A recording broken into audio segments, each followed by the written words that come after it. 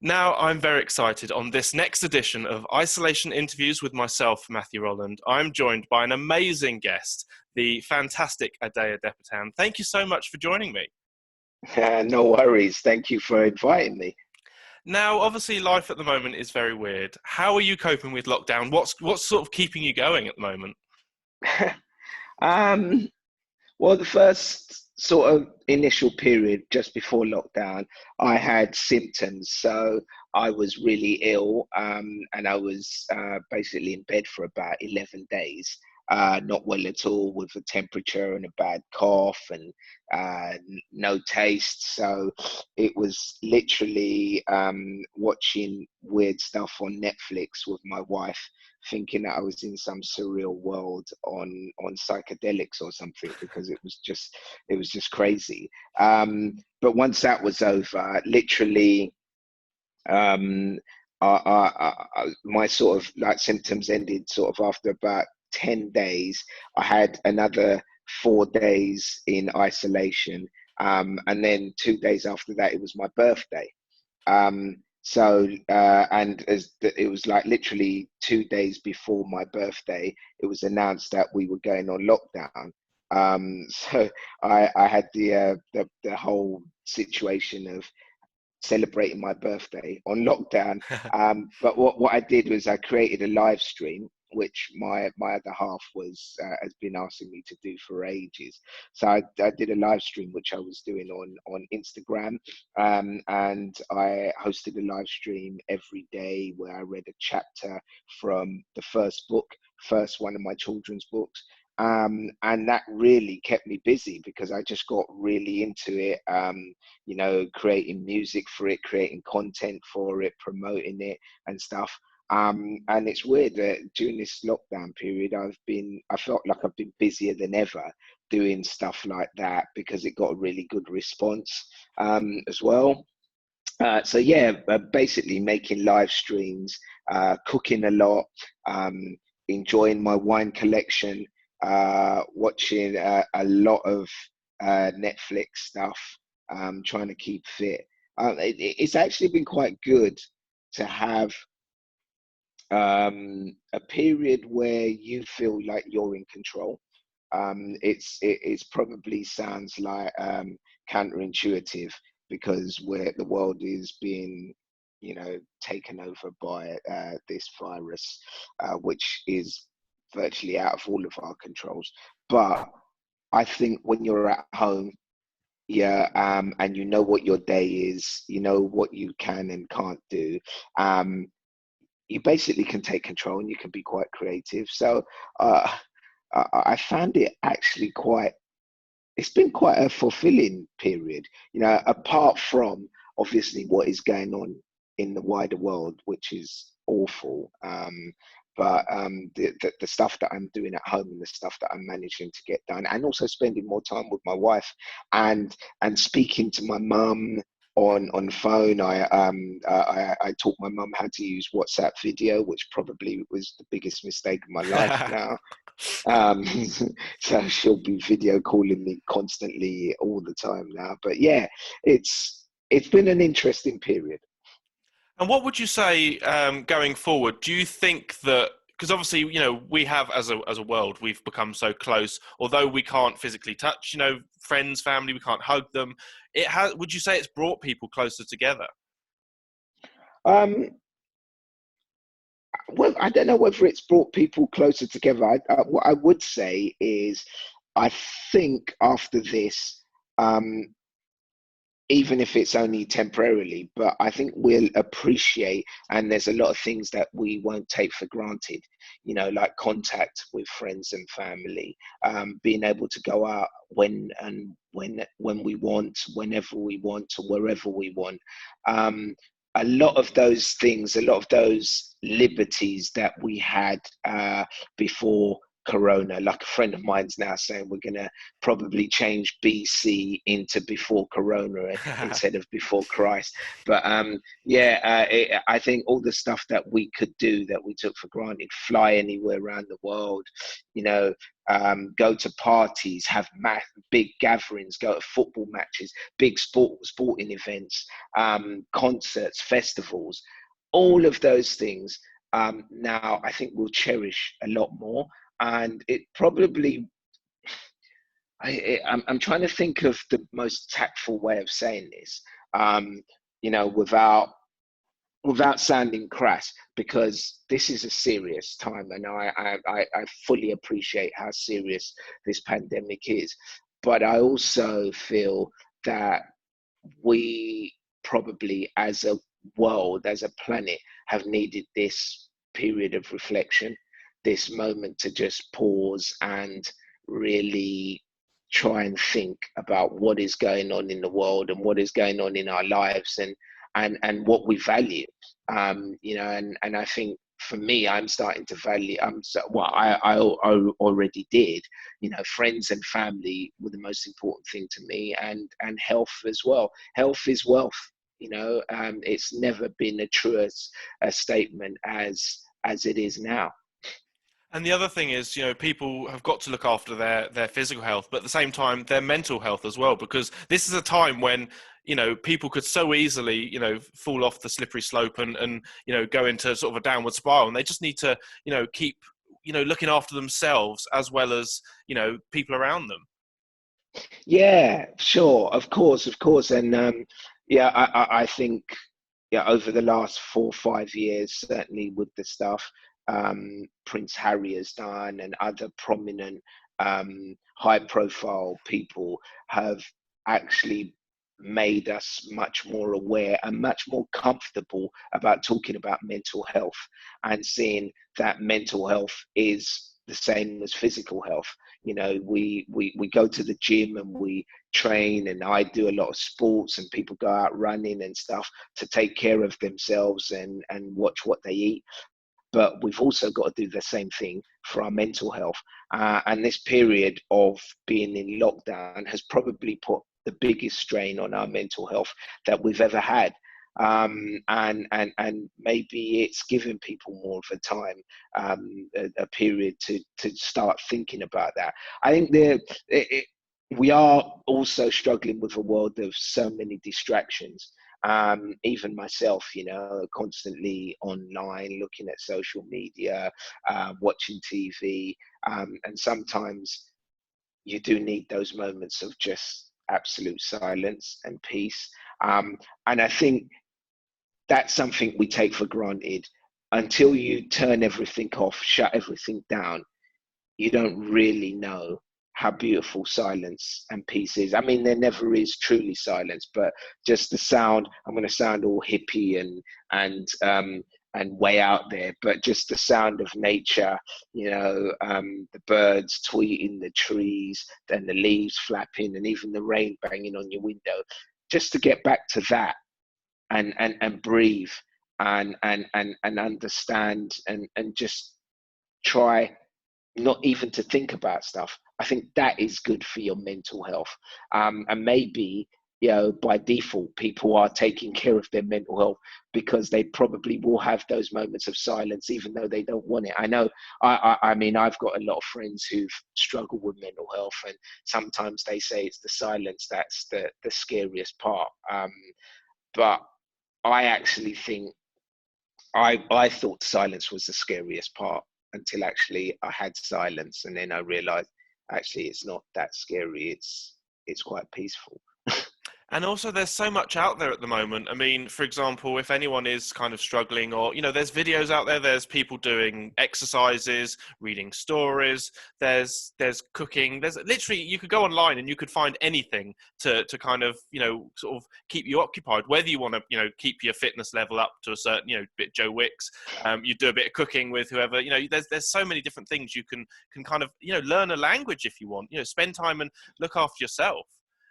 Yeah, I have a live stream which I shall plug every Friday on my Insta page, on my Insta stories. Just go to instagram.com/Ade Adepitan. 2 o'clock every Friday, I do a fitness session.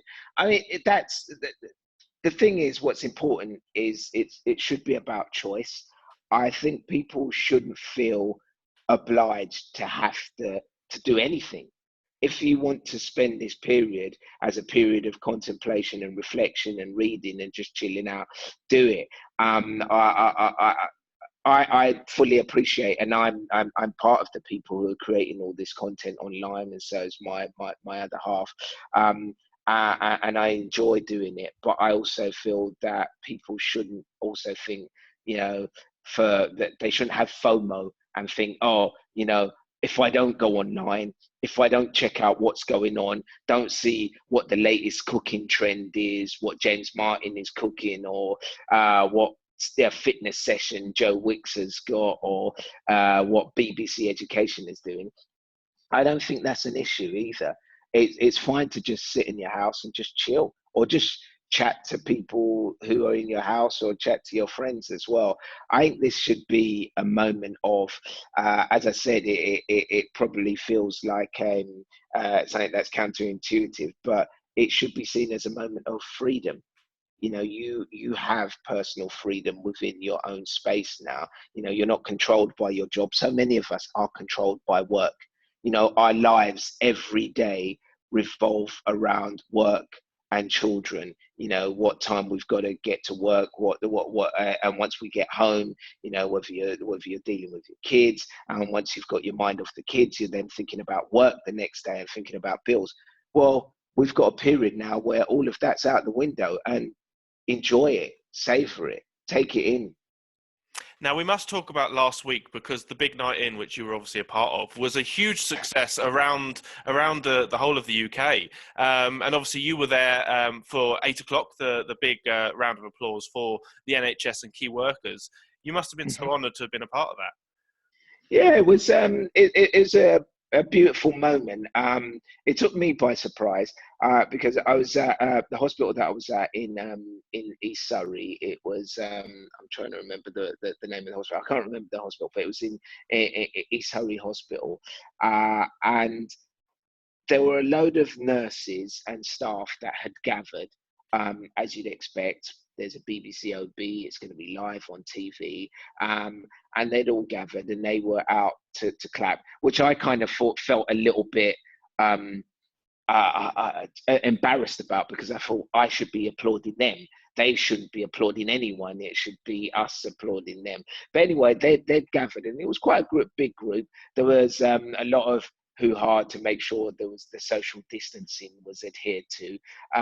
But at the same time, I was also told that one of the nurses, or one of a member of staff, I don't know if it was a nurse or a doctor or security guard, cleaner, but someone had passed away from corona the week before. And it just so happened that at 8 o'clock, they were all coming out as well to hold a memorial in service for that person that had lost their life, who'd worked at the hospital and caught the coronavirus in the hospital. So it added extra emotion and weight to that moment. So even though I knew what I was trying to do for the big night in, and how exciting it was, I also knew that I was privileged to be part of a very personal moment for all of these people at that hospital. So yeah, it was really, really special indeed, actually, to be there. That's why they continued clapping throughout the whole of my little bit. I wasn't expecting that, but they were clapping, and it wasn't just for me, for themselves or the other workers around the country. It was also for their fallen colleague. So yeah, I suppose these really low moments, or when we feel there's a huge disaster around us, also bring these special, powerful moments as well for all of us. Because I think the other really special thing about that whole evening is that the nation came together, and I think the total was like over 40 million at the last count, or Wow. something amazing like that. So it shows Wow. that as a nation, we really can come together and raise money for charity and support people who deserve, who are heroes. And it just shows, I think, that as a nation, we're just without patting ourselves on the back, we can really come together and show gratitude. Yeah, something else I wanted to stress, and I didn't think last week Thursday was probably the time, because it was more about raising money and helping people who really need it. But I think something I want to stress is the NHS workers and the frontline workers out there have always been heroes, and whether we clap them now or not. That to me, that's not the point. They are a fundamental element of what makes us British and what makes us the nation that we are. To have this national health system, to know that if you were to fall ill, or a family member of yours was to fall ill, that we have this system to take care of them, and you have these selfless people who will be there day and night constantly to look after you. It may not have been funded the right way in the past, it may not have had the resources or the organization that it needed, but it's always there. And you only have to look at other countries who don't have it to realize how lucky we are. And sometimes it takes moments like this for us to appreciate it. But for me, I've had polio. I contracted polio when I was 15 months, when I came over to the UK at 3 years old. Yeah, we weren't allowed to access the national health system for 2 years. First 2 years, my parents had to pay, but then after that, I was then taken under the wing of the national health system. So from the age of 6 or 7, I've been looked after by our NHS. So I've always appreciated them, and I will always will do. And I hope this should be another thing that comes out of this disaster, that we make sure we realize how special our NHS and our frontline workers are. They are the key. I just come back from before this all happened. I was making a climate change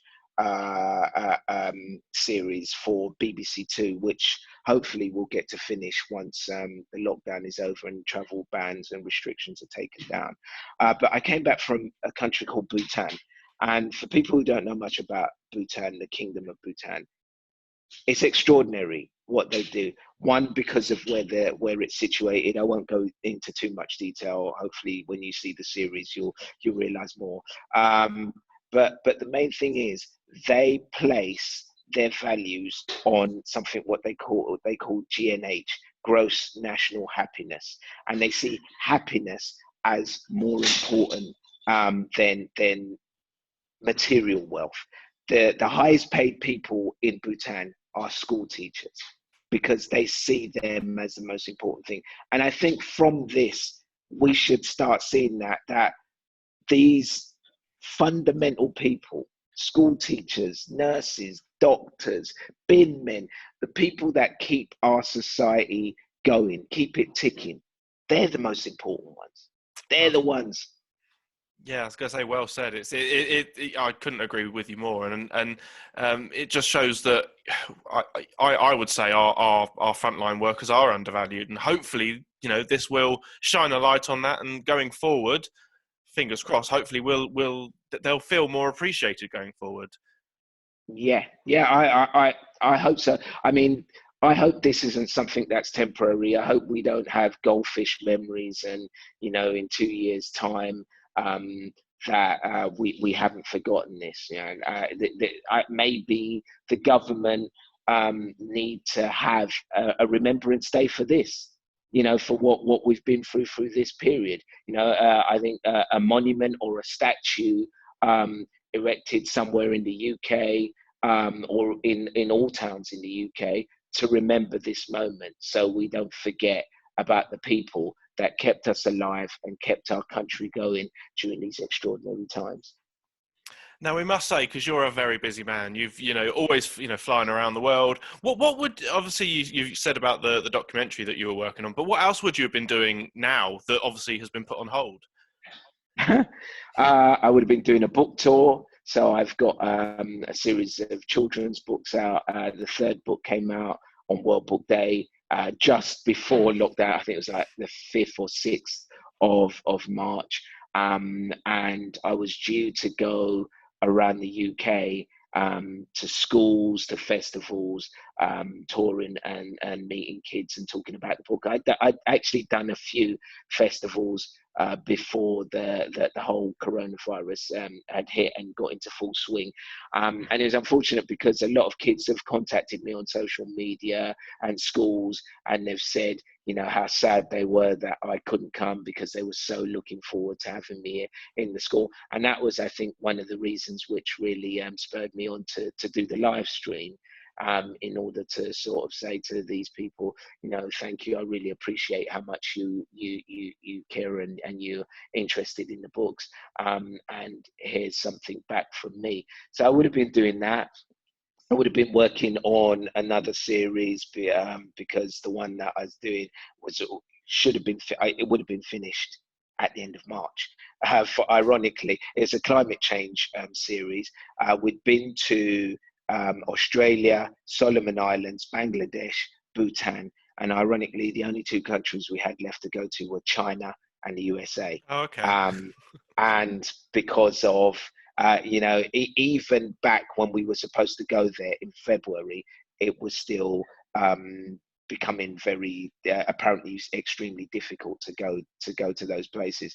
But if things had gone to plan, I would already be working on another documentary series as well, possibly working on some more books as well. It's just always busy, constantly busy.